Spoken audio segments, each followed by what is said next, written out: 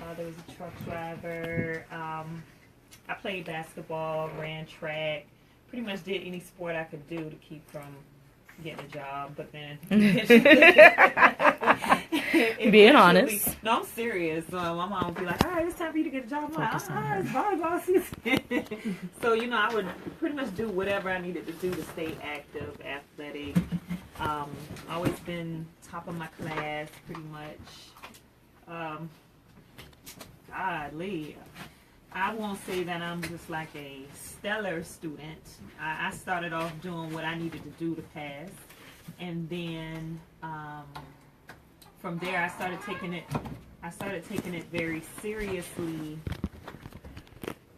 Maybe 10th, 11th grade, I started noticing different patterns in life and experiencing some things, and I just decided that I wanted to do something different, and I chose the college that I chose, Georgia Southern, class of 2004, and from then on it's just been business ever since.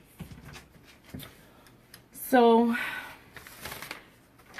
got some accolades and some of your accomplishments and some of your community involvement. Give us a little bit more background about that. Well, since you do everything so well. Well, I'm very community oriented.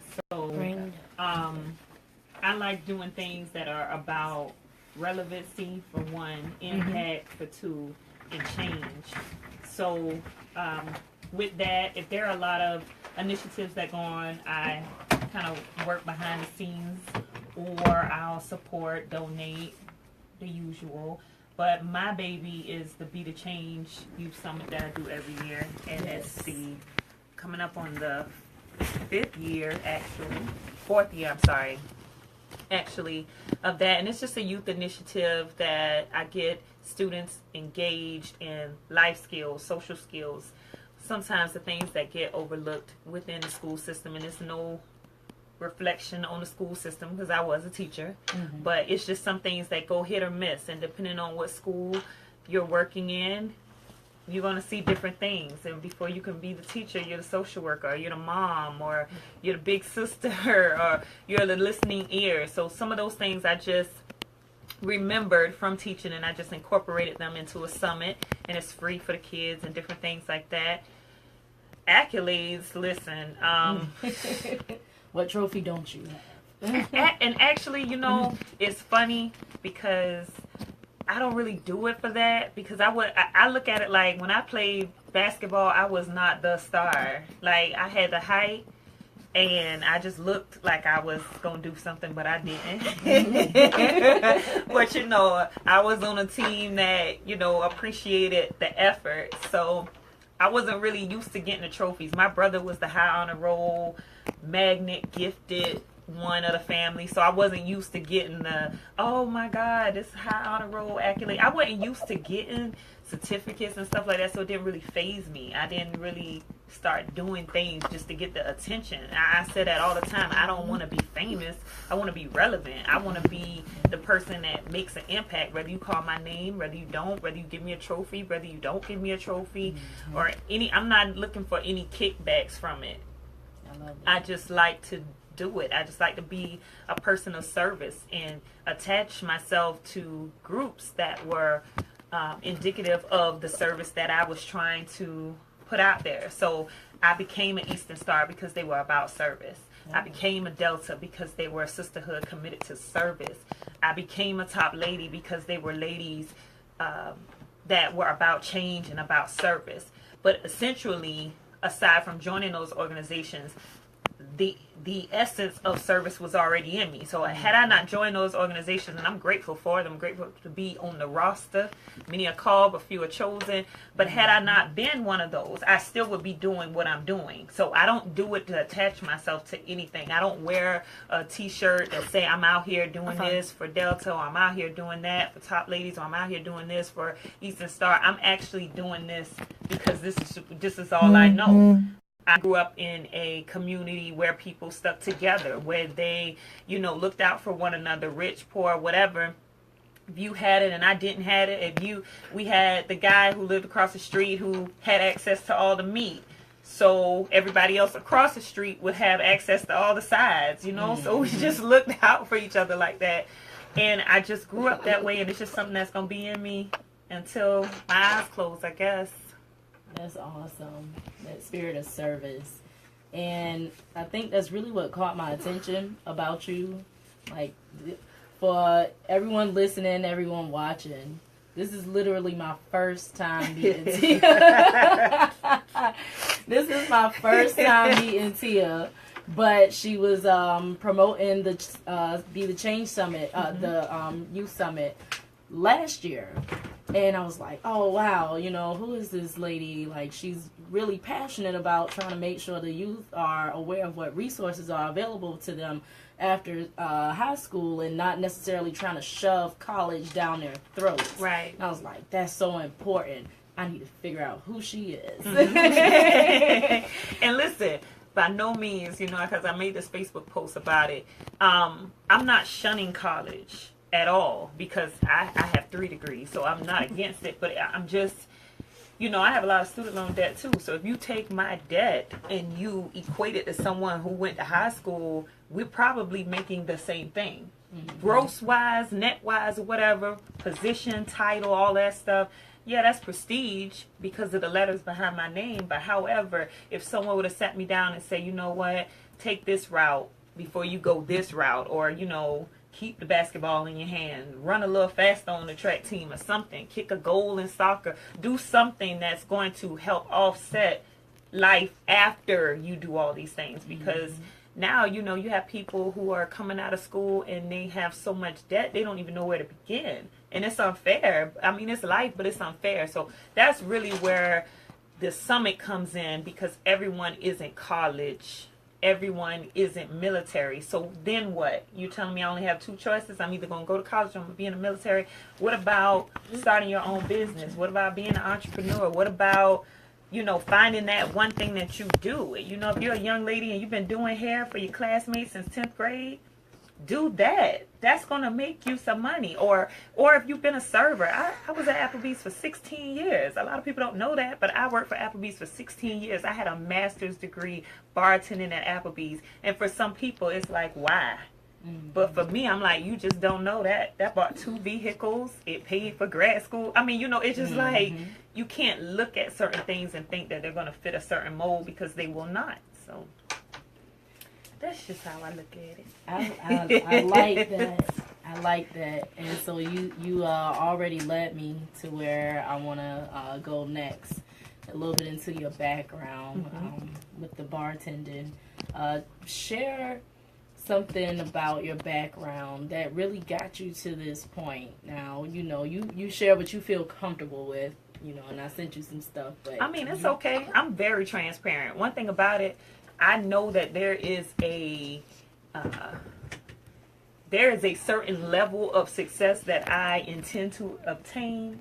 And with that, I just got to be honest all the way up to the top. You know, I can't just sit here and be like, yeah, and every night, daddy read bedtime. I can't do that because that's not realistic. The way I look at it, coming up, I always believed in working because that's all I saw. My grandmother worked at Dixie Crystals or Sugar Refinery or whatever. She was like 75 years old.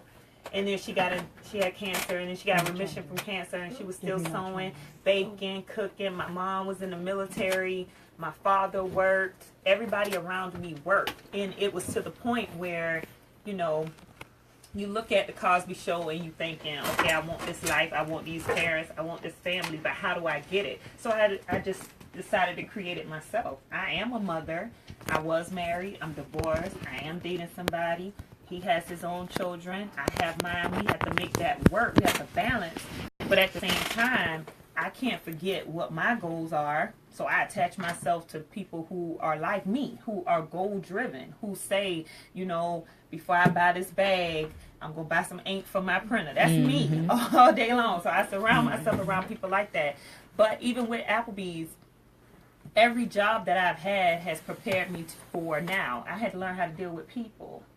You know, growing up in West Savannah, we didn't really do a whole lot of speaking. We didn't do a whole lot of talking to each other. If you needed something, like I said earlier, if you needed it, you went and got it. But I am the only girl. So with my brothers, I never saw them interact with other people, so I didn't interact. And the friends that I have now, I've had them since I've been young, because I don't do a whole lot of group stuff. I don't like a whole lot of just extra. Just a whole bunch of people just meeting just to meet, and I don't do all that stuff. So I found things that were purposeful. I started teaching, to be honest, not because I wanted to be a teacher, but because they said, okay, if you teach at Chatham County for 3 to 5 years, you can pay these loans back. So I was like, oh, okay, what subject, you know? But then once I started doing it, then I had a passion for the kids on the social work side, had a passion for the kids, and I was just like, man, this whole system is just, something is wrong. Something is not working for me. So I left it because I felt like I was doing the kids a dissatisfaction by knowing, look, I got 3 more months and they're going to pay my loans and I don't have to see y'all anymore. And because I had that attitude, I knew it was time for me to go, because I genuinely did not care about a bell curve, who passed, who failed, why you didn't take this test, why are they testing you. It got to that point. With Applebee's, again, it showed me some level of maturity. I started off as a hostess. Then I worked my way up to being a server. Got an opportunity to go from store to store, open a new store here, close a store there. Got an opportunity to see how college kids function, because over the years of time, you're talking about 16 years, I became the older one. You know, so, you know, you got a bunch of young 18-year-olds coming in and they don't feel like it. And I'm like, at that time, I had already had a son. I'm in school, so I need these tips for a different reason. You need the tips to get your nails done. I need the tips to feed my kid or buy books. Right. So the need is different. The hustle is different. And it just taught me, you know, this is what I want to do. And of course, you know, I've always worked for companies, Fortune 500 companies, Memorial, hospice, different things like that. But I just knew I wanted to do something for myself, because I'm the only person that could deal with me every day. Right. You know, people tell you, oh, I love you, you my friend, whatever. But I know me. I know me. And I'll burn me out before I burn a group of people out. So I don't like to have a team. They're always saying, you need to get you a team and this, that, and another. I'm like, okay, well, people genuinely, you know, God wants somebody to work with me. He going to send me that person. But I'm not just going to cherry pick and say, that's my homegirl for 10 years. I got friends. We've been friends 25 plus years. But I don't ask them to do anything, because I value them as my friend. They're not my employee. They don't have to do stuff with me, because, you know, they do. They get on me all the time about it. But at the same time, I said all that to say this. Every job, every experience builds on something. So I wouldn't be able to be an entrepreneur had I not worked for somebody, because now I know when you work for different bosses, you know what type of boss to be and which boss not to be. So, you know, it's one of those things.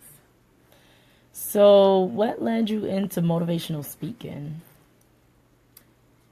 Oh, people. Hey, you want to come talk? No, seriously, honestly, true story. I was in the second grade. And my teacher, Miss Will Height, she was the only person that actually took time to teach me to read. Because I was in the second grade reading like a kindergarten. I hated for the teacher to say we're going to read out loud. And I'm like trying to read ahead just in case you get to me. I don't want to stumble. So she would take me in these little pull-outs classes and teach me how to read and do different things. And once you learn how to read, then you want to talk. Then you want to tell different things. So I was always the quiet one, just stand there and look at people, and I don't want to say too much.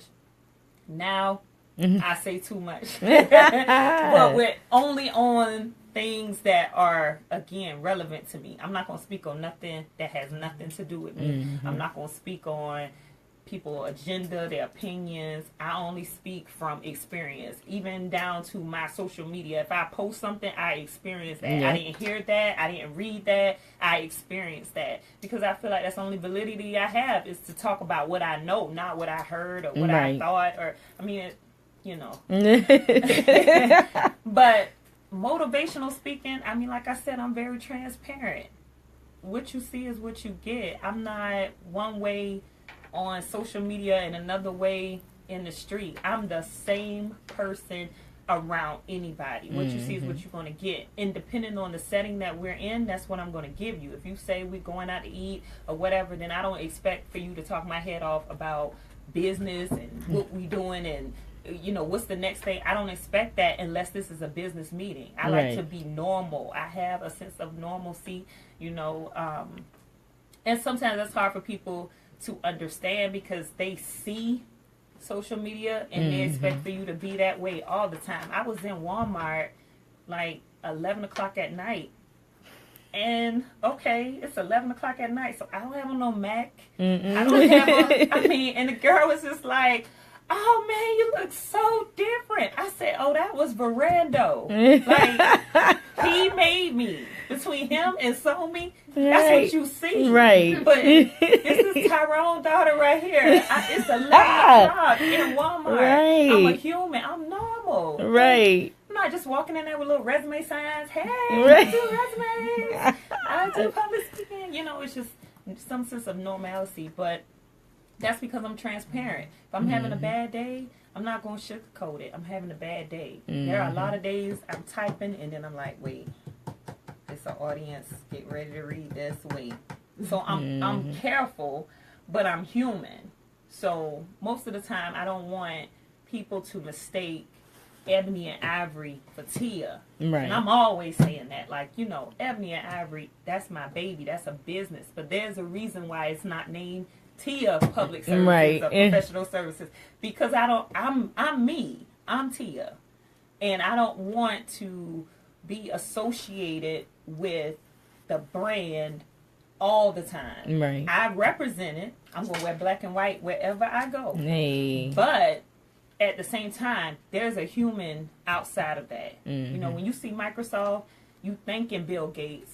But you're not just going to call Bill Gates at 11 o'clock at night and he's going to just start saying, yeah, and open your window browser and click. No, so. Straight up. Right. It's just, but getting back to the motivational piece, I never asked for that, but since it's already present, I just do what I can do to motivate somebody in whatever direction. Yeah. You want to go to school? Let's talk about it. You want to open your own business? Let's talk about it.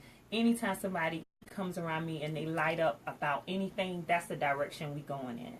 So the motivation piece just came from experience, trial and error, struggle, non-struggle. It's just... Who are your primary audience is? I have a lot of millennials, believe it or not. And at first I felt some type of way because the cutoff was 35. So I was like, man, y'all wasn't bothering me last year. But now, but I have a lot of them. And it's probably because they see forward. And most of the people my age, they knew me before I went all business. And it's hard for them. It's hard to reel them in. They're still thinking, oh, that's Teia, And also, our peers are afraid of our growth because it intimidates them. It does. And it's so sad because I literally, if somebody wanted to know even how I got to this point today, I would give them the whole blueprint. I don't hold any information. I'm the type of person till when I'm out with my close circle and they're like, Teia, okay, we talking about this. Please don't, you got a good heart. Don't share this with the world. Don't share this with Facebook. Don't do this. They have to tell me that because I feel like if it's great information, good knowledge, why hold that? Right. Why? Right. Just tell somebody. You could save somebody some money, some time, some steps. Just tell them. But I didn't have that. So I made it a point of myself to say, okay, well, this is the one thing that I'm going to do. If I know something, I'm going to say something. Please. Period, point blank. Please. So the best thing you cannot do is tell me anything, good or bad. Because if it's going to affect somebody, I'm going to say something. I mean, I'm just being honest. Why is that such a heavy theme, especially in the Black community? Like, we hear things that could affect negatively or positively our peers, and we don't share that information. I've been on Facebook all week with some information about taxes, property taxes, and a lot of people didn't know about Stevens Day and homestead exemptions. And I'm like, listen, if I find out about it, I'm going to share that with you. Right. Because that's how we have to thrive. We have to know how to move forward, but we need the resources and the information to do so, because everybody else, every other community, they're aware of what's going on. If they're not aware, they have resources and workshops and other ways to disseminate information to the masses in their communities. But it seems like us, we're just like, oh, you know, if I got it, I got to hold on to it or something like that. I don't get that. It's that crab in the bucket mentality. Yeah. It's just so weird to me. Like, wow, it's enough money out here for all of us to eat. Right, but the thing about it is that all of us got to sit down to the table and figure out who's going to be the one front man to go get it. When you're talking about other coaches, there's always one person that's going to say, I'm okay, fine. I'm going to put the house in my name, but all of us are going to live in this house together, and we're going to get our money. And when we get to a certain point, we're going to spread out and go get more of us and do the same thing. We don't think like that. No, First of all, who living with who? That's already the question. That's the question. Because I just feel like, and I've been guilty of it, I feel like in our culture, in our race, everybody wants to be that one that says, I did this for my family. Nobody wants to take a step back. You know, when somebody comes to me and say, we thinking about doing this event, I'm looking at 30 names on a flyer, and I'm like, nobody want to be anonymous? Nope. Nobody didn't want their name Nope. I mean, I've had things where people sent me their logo before they sent a check. And I'm thinking, so you want your name out here, but Right. where's the weight? You know? Right. So that's the barrier with us. Every ethnicity does it. Everyone. But ours, it's almost like, wait, somebody going too far ahead. Hold on. It's just enough rope to pull you back in, because we feel like somebody gonna leave us. Wow. To me, if there's somebody in this city doing it, I'm going to back them 100%, because somebody got to get out to get the information to bring it back anyway. Exactly. I don't look at it like, oh, she leaving us, and the person is moved to Atlanta, so I'm just like, that's just gas money. You know? But the things. But I'm like, you know, we'll have an artist here, and he'll be doing well, and before he can get out, then I'm pulling him back in. Talk about it. And I'm like, why not rally behind this person? Push him. Push the concerts. Push this. It's just so much negativity because you didn't think of it first. Who cares? Who cares? Everybody eats when you push together. Yes. When you push and say, okay, this church over here, they want to do outreach in Africa. Let's everybody back this church. But instead of saying that, what'll happen is one person say, my church going to Africa. This church next week, guess what, y'all? We going to Africa. That church next week, guess what? Oh, we going to Africa too. You just So brought now all the you got. nonprofits in Savannah. So now you got. Right. Really? No, seriously. Really? So now you got 10 Working churches the doing the same thing, and now you can't figure out why there's no growth, because instead of everybody, all the heads getting together and saying, this is what we're going to do. Round table. Nobody round tables. And in other ethnicities, they round table. Whether they disagree or not, when they walk out that room, whatever was said and stamped, that's what we going with. Whether I agree with it or not. But with us, we not going to get past, well, I don't agree. 2 hours later, I still don't agree. Oh, please. So we not getting anywhere. Right. We're too emotional. Right. Now, I was having a conversation with my boyfriend, and he's very close with a local shop owner. She's Vietnamese. And, you know, they talk about business all the time. So he was telling me, he was like, well, you know, how did you get started? Because she owns multiple businesses. And she was like, what they did was they came over, they started with nothing. Right. They all got together, got loans to buy one business together. And they're from multiple families now, just all the same ethnicity. Got together, bought that one business, built that business up, put money back in the pot to start a new one. Right. And then they kept repeating that no shit. You know, that takes unity, that takes a business mind, and like you said, it takes focus.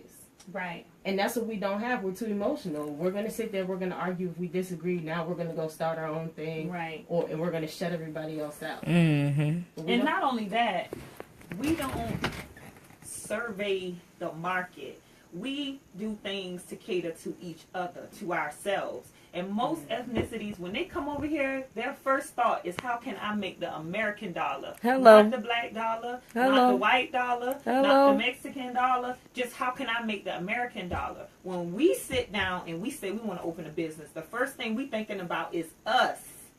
And that's what frustrates me, because I am a black-owned business, but I'm not a black-only business. Right. So you can't pigeonhole me into, well, sis, and I don't even do that. Right. I just told y'all I don't have any sisters. So when somebody come at me with that, the conversation is dead. When somebody come at me with the Lord said, the conversation is dead. No. Because this is a business mindset. I love God. You will never hear me say anything differently.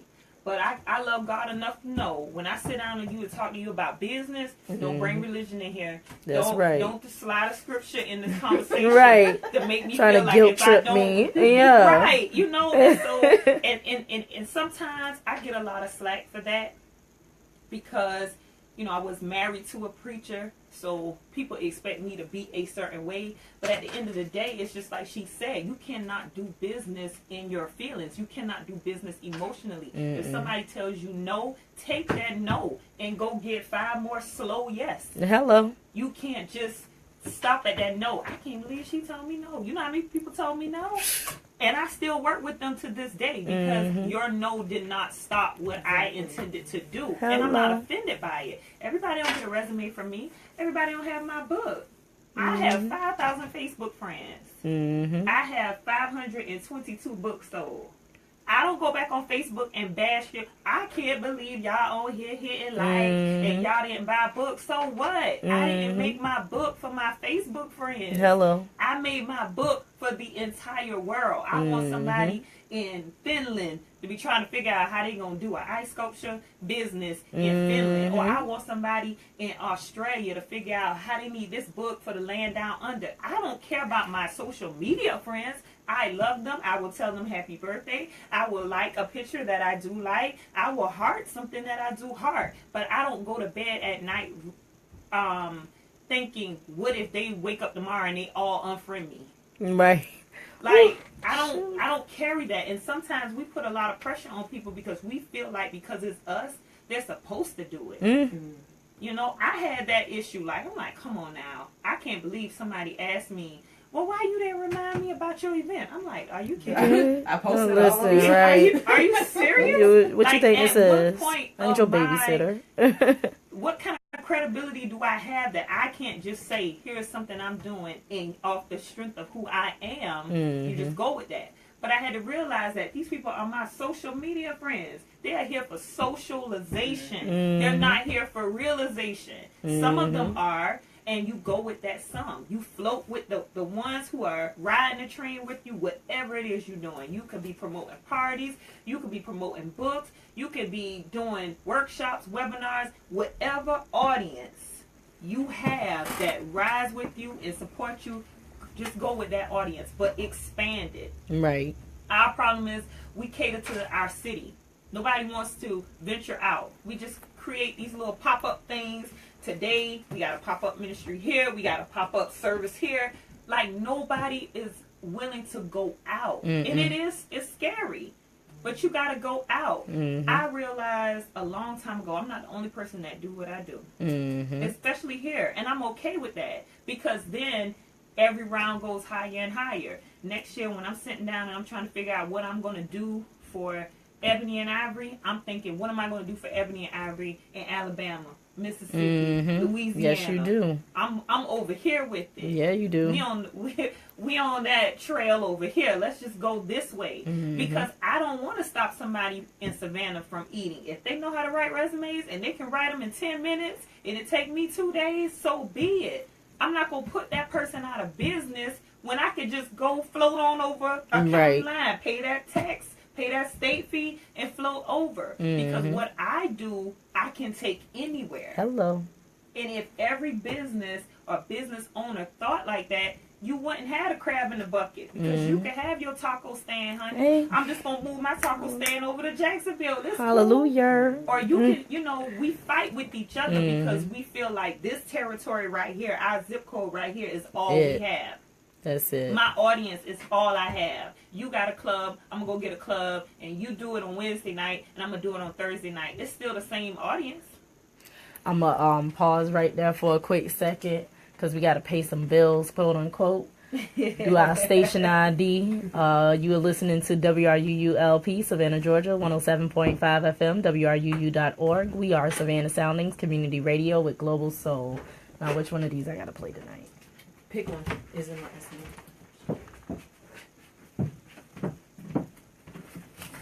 Click on. You can pick any of them. I'm just, it's like, there we go. It's like a spin wheel of the gun.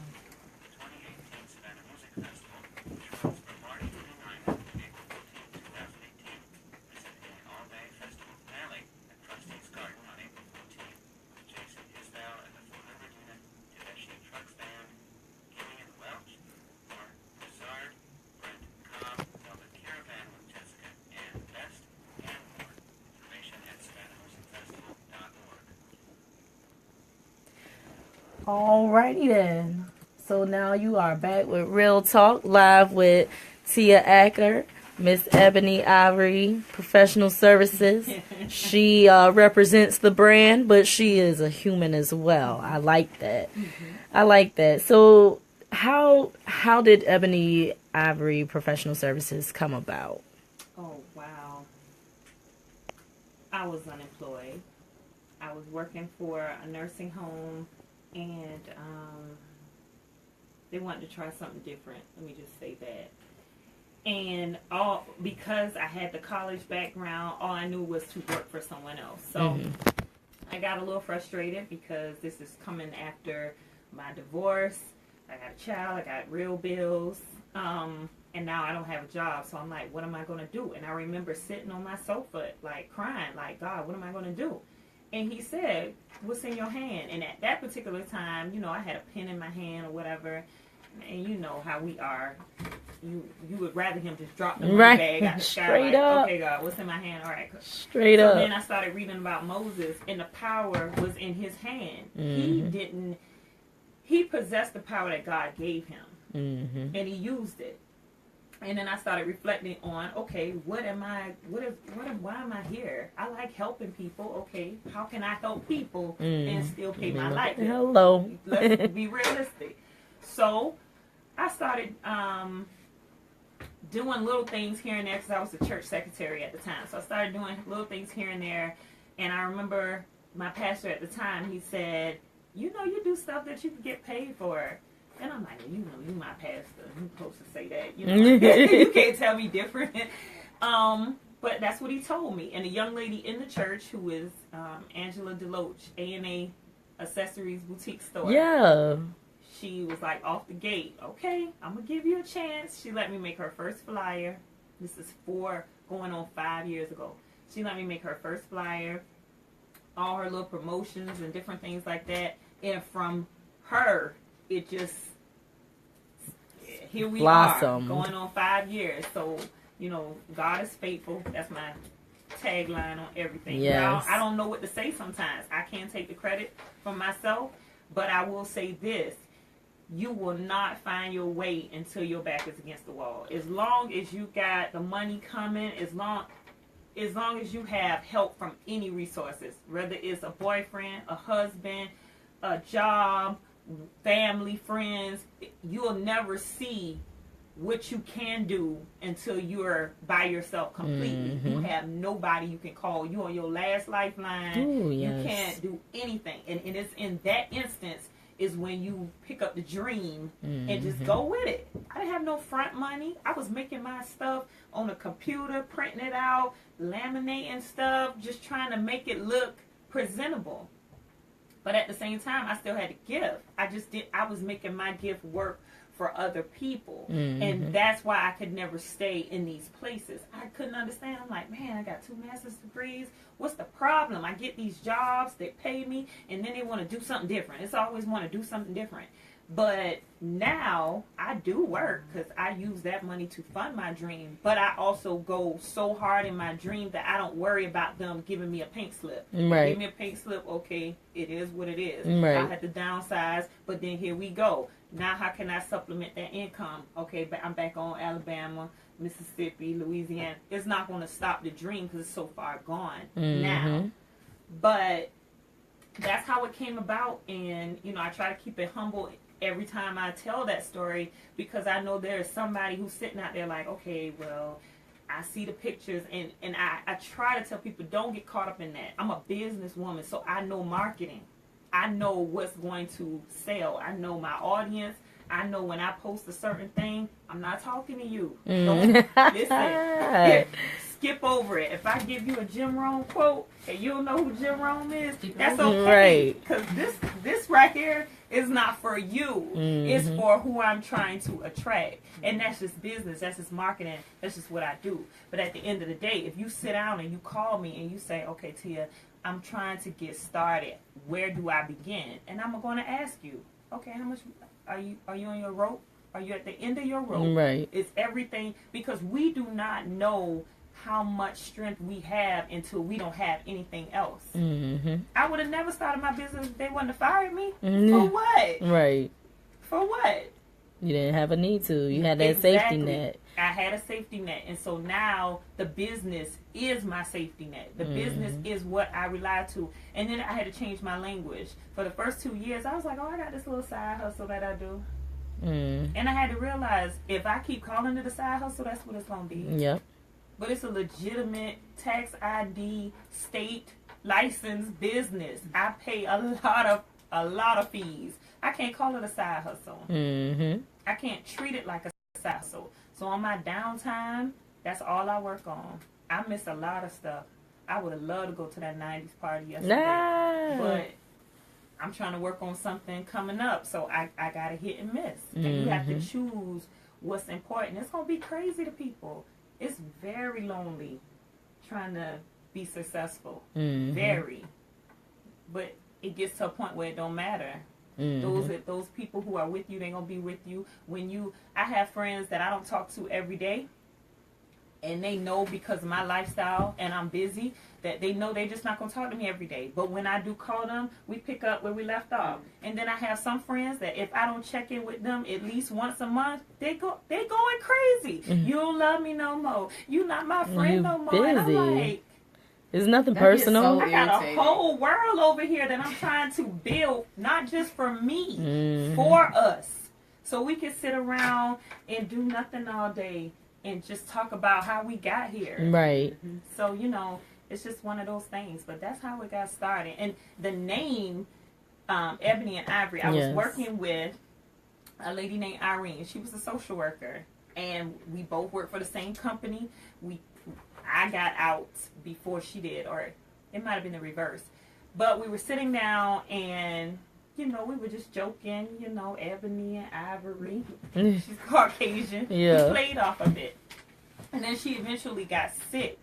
And so I'd already paid for licensure and everything like that. So I just left it how it was. I didn't change it. I didn't go back and say, you know, now we don't have Ivory. I'm just gonna be, you know, I just went along with it, had already had a name, had already had everything established, just went along with it.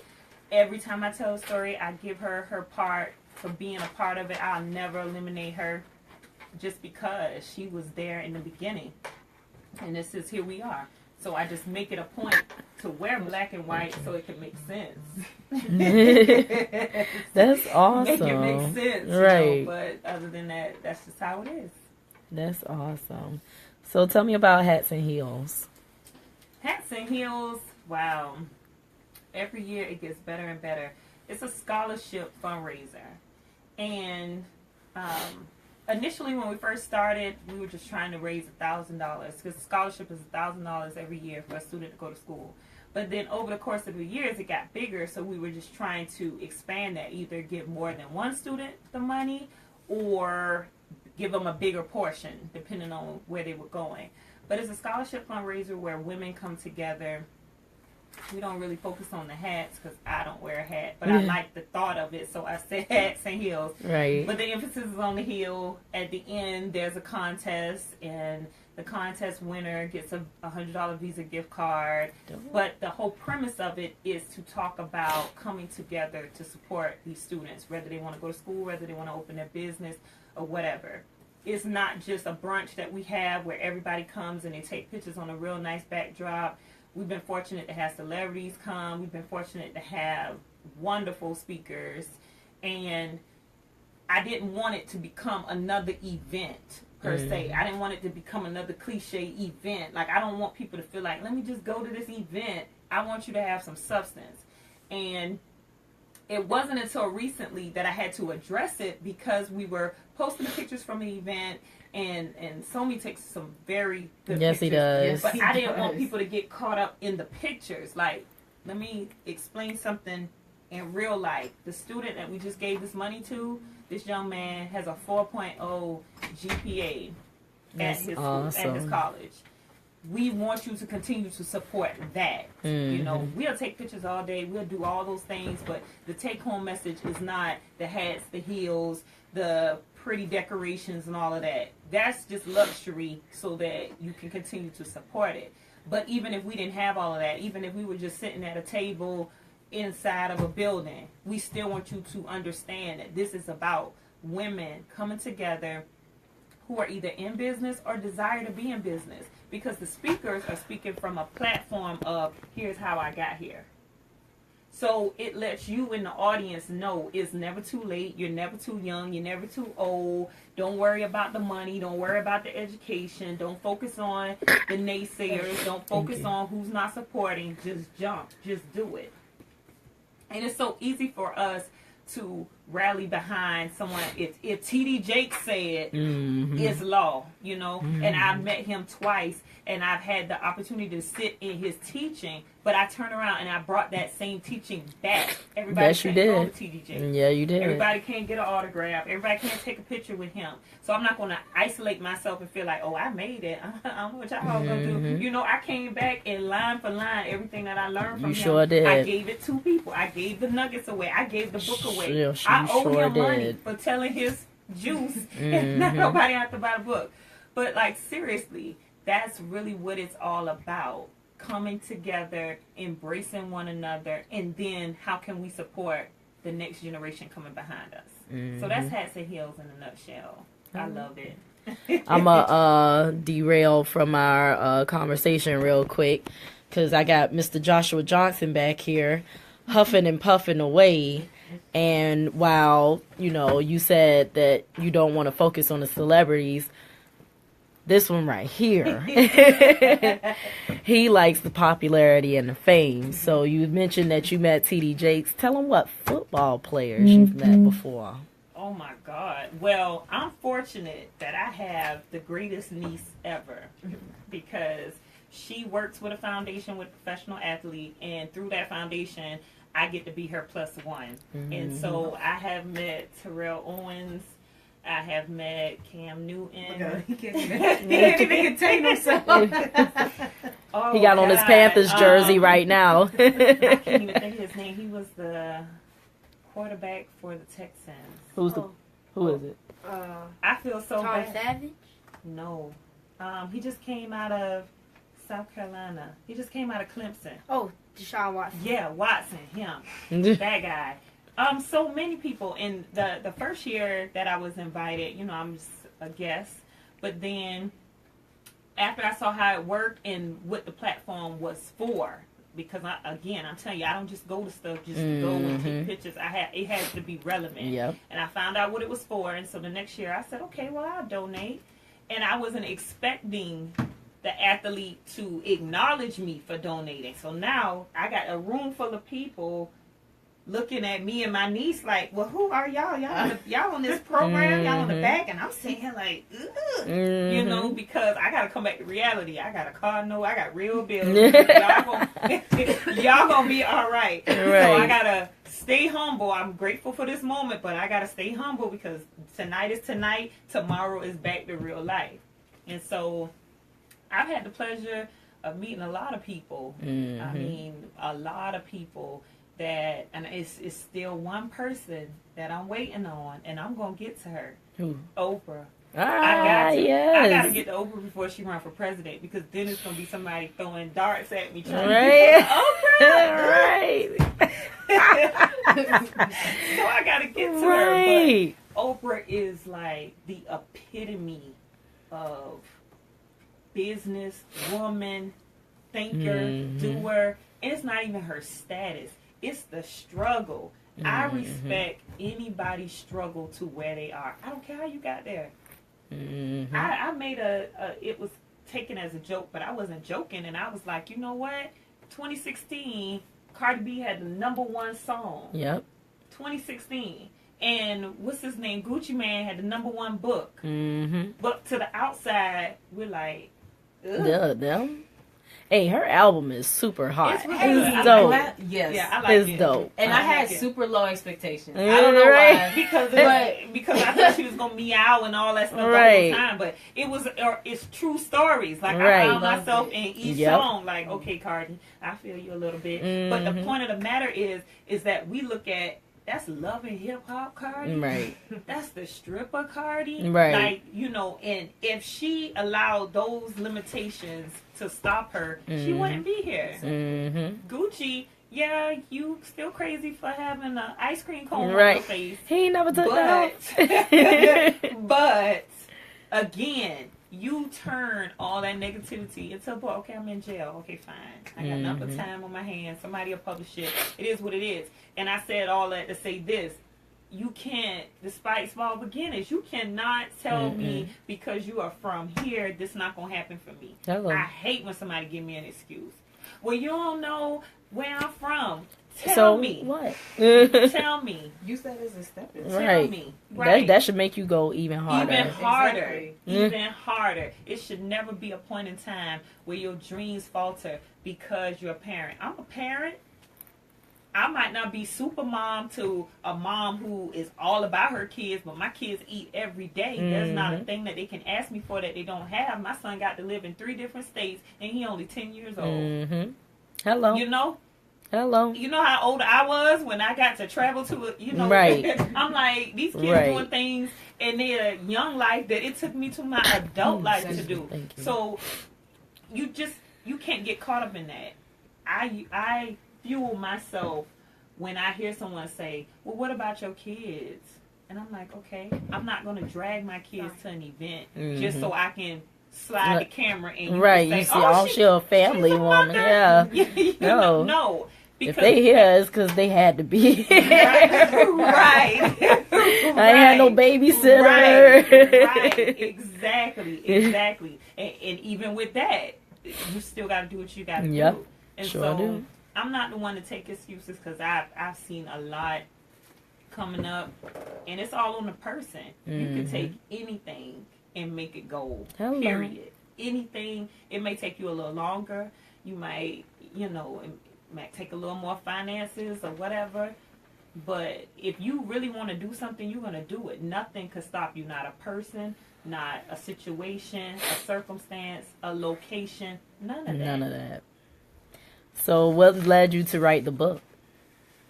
I wrote the book because I wanted to do business, and I didn't really have a person that I could go to and say, give me step by step before I mess up. Right. So I said, all right, well, I'm going to do step by step, and I'm going to mess up along the way. And then when I finish, I'm going to write a book to tell these people what not to do. Period, point blank. Smart. I love it. And I consulted some people. I consulted Miss Jackie, so. I consulted people who I saw doing it. Right. I consulted Kenneth Brown, of course, gives me all the great ideas.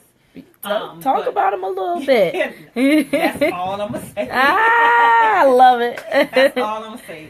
He behind the scenes type person. I'm gonna keep him there. Yep. He don't have to be, and whenever he ready to come out of the shell, by all means, I'll be right there with the cheerleading outfit and whistles. But there you go. I won't overexpose somebody who wants to be behind the scene. I respect him enough for that. But he does give me a lot of good nuggets, and he helps a lot of people, not just me. But people like him and Miss Jackie and the other Miss Jackie, Dr. Jackie. Oh, yeah, Grant, yeah. I consult them, Martha Cooper Hudson. I consult people who I see doing what I'm trying to emulate. So I won't say just because I didn't call a certain person, I don't like what they're doing. It's just that that's not what I'm trying to do. So there's no need for me to waste your time. Right. I need to talk to people who I feel like are going in the direction that I want to go in. And that's what I did. It's a lot of people who influence me that don't even live here. Because I go looking for them. If I want to know the best technology company, I go look up technology companies. The one that come up number one is the one I know investing enough to at least be number one on Google. Right. So let me figure out how you did what you did. Right. And that's just where I went with it. I wrote the book. At first, it was lengthy. And then I was like, they're not going to read all of this. Why not? Nah, because if you are really trying to get to it, you just want to get to it. Get to it and get through it. So I condensed it enough where it didn't diminish what I was talking about, but it got to the point. Right. You knew by the time you finished reading that book, you got an action plan. You got some type of game plan of what you're going to do, how you're going to do it, and what means are you going to go by getting it done, pretty much. Yeah, I read the book, first of all. Yeah, of course I read the book. Like, Let There Be First, Yes. The book is called Let There Be Business by Teia Acker. And it is full of gems. If you are starting a business, if you are trying to sustain your business, or if you're trying to expand your business, there's so many things in there that people don't really understand, and especially when it comes to marketing. I've done business plans before, but when it comes to marketing, I usually consult somebody else because I don't really understand marketing like I want to, because that's such a tough subject to master when it comes to your business. Right. One wrong step and you have destroyed the business because you didn't market something the way it should have been. You didn't target the right audience. Right. You didn't do your surveys to see what needed to be done where. You didn't put your business in the right location. Right. Just anything, and a lot of people don't, invest in the marketing like they should. Right. They're like, oh, I got this idea, I'm going to do it. And then plop, 3 months later, you didn't even have the cash flow to sustain your operations and you're bankrupt. So I think that I would have liked it to be longer, but that's just me because I like business. Right. And I was like, this is a page turner, boy. I don't want to stop. But you're right. For someone who just wants to get to it, they need the cliff notes. Right. And that's basically how I thought about it. I was like, you know what? We're just going to condense it and go from there. And then when I do more projects, I can expound piece by piece because I would have already built that audience and built their trust. So they will be willing to read it, just like you said. But starting out, I was like, nah, we can't do a big one. Just do something. And it was value, but at the same time, it got straight to it. It did. It did. So what's next for you? We celebrating 5 years. Hey. We are celebrating 5 Congratulations. years. Thank you. That's a milestone. Yes. Yes. We're celebrating 5 years, and I am working on another project. I'm dedicating it to my mentor. It's called Bigger Figure. That's what she calls me. And she's graduating from South Carolina State, I believe, South Carolina State. She's Miss South Carolina State, yeah. So she's graduating in May. And she has been my mentee for a long time, and she always calls me the bigger figure of her. So that's the next title, is Bigger Figure. And it's just talking about, it's not talking about mentoring, it's talking about the roles of leadership. Like, what defines a leader? How do you choose someone to lead you? What makes you a leader versus a follower? When should you follow? When should you leave? Just different things like that. And it's kind of going to piggyback off of our relationship because I didn't realize that I had such an impact on her until she said, I'm like, why is she calling me a bigger figure? Like, you know, at my age, weight is everything. So I'm like, where you going with this? You know, the bigger figure or what? Oh my gosh. I'm trying, girl. But seriously, so that will be out July 25th, and then I finally worked all the nicks and crannies out with Barnes and Noble, so I'm going to do my book signing with Barnes and Nobles. That was a lot of work because people think that because you do something that you do it and now you got Barnes and Nobles backing you, so that's prestige. But I'm the type of person. So let me find out the undercurrent. So how much am I going to lose just by having this sign behind me? Because I want to make 100% of my work. And Barnes and Nobles is a huge company. I'm grateful. I'm honored to be in their stores and everything. But I can't lose Teia pushing anybody else. I'd rather throw my own backdrop up, just be right here in this little cut. Y'all come get your book signed and da-da-da-da-da. Then it just rally behind a name, and I'm losing me in the process. So it took a long time because I was supposed to do that in January. But I learned a long time ago, being an entrepreneur, you work on your own terms. So if not Barnes and Nobles, it would have been somebody else. Or if not anybody else, it would have been okay. But we worked through some things, and so hopefully by July, I'll be kicking that off, and I can talk about both books. But I won't be signing both books, but I can talk about both books. So I'm excited about that. So we about to wrap this up. Tell us where we can find more information about Miss Teia Acker, Ebony Ivory Professional Services. Let there be business. Everything, you can go to the website www.ebonyivoryps.com. Social media at Ebony Ivory PS.